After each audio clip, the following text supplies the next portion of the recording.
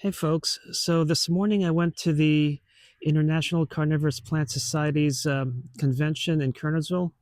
And before I show you my acquisitions, I want to show you how this planter has been doing this year. So we had a couple dips, one down into the single digits over the winter, but my Venus flytraps survived. I did bury them a bit, but I have here the pogonia, and you can see one flower, it's starting to get old. And then I have these other Venus flytraps that I planted last year. Some came from Lowe's. These came from Lowe's. That one died because it's just been so dry this year. You can see some seedlings. Some of them are suffering from Sarracenias. Right over here, I have three. I separated them, but three Drosera rotundifolias. I bought them off somebody in New Jersey. Now, on the right over here, you have a Venus flytrap that came from Southeastern Community College from their program where they distribute more in the wild. And I need to show you something really cool. When you look at it, you see how this flower spike is red here. There's a little greenish. But when it started growing, this whole thing was completely red. And it was kind of unusual. Now, offset from it is another Drosera rotundifolia. This one self-seeded last year, and I wasn't sure if it was a Drosera rotundifolia or capillaris, so that's why I bought the other ones from New Jersey. But if you notice, this one is a little bit lighter in red. It's still a dark red, but it's lighter than the other one, so it's nice that I have two different cultivars or varieties, because I don't know if, this one just self-seeded. It's not really a variety that's in cultivation. But you can see some of my Sarracenia seedlings from last year are starting to grow.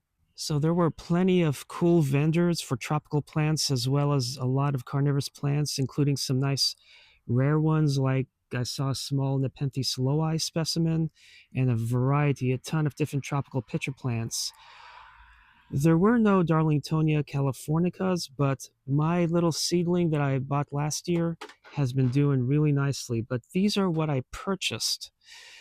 So this one, as you can see, Sarracenia leucophylla alba, Hurricane Creek. This was the only specimen I saw at the convention, and it was a small, affordable size.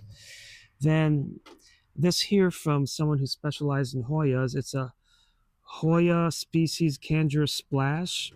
Now, because I bought just one small Hoya, they gave me all this fiber to put in the bag until I bought more plants to fill, so it doesn't shift and get damaged. So as you see with this Drosera intermedia, it's funny how a lot of the plain non-hybrid varieties are harder to find, but I was happy to find an intermedia because I was looking for one, but it got a lot of the fiber floss that are like pillow stuffing that people sometimes use. So I have a lot of that in here, but that will slowly dissipate over time. Then from the ping guy, I bought this, a pinguicula emargianta jimavinensis. He said it's one of his favorite kinds because it multiplies profusely and flowers profusely. So I can't wait to have this flower. And then this one here is a Pinguicula morinensis. I also got it from him. And here, I wasn't sure which variety of Drosera filiformis to purchase, but I just got the plain filiformis, which should be cold hardy to this climate per ChatGPT. So needless to say, these are the plants I bought. I didn't buy anything extravagant or lavish from there, but just a few nice specimens to add to the collection. But there were also some artists there, like you can see all these nice sculptures of the different famous varieties and popular ones of the Nepenthes species. But I hope you enjoyed this video. If you had gone to the convention, leave a comment on what your favorite aspect was. And thanks for watching, and happy planting.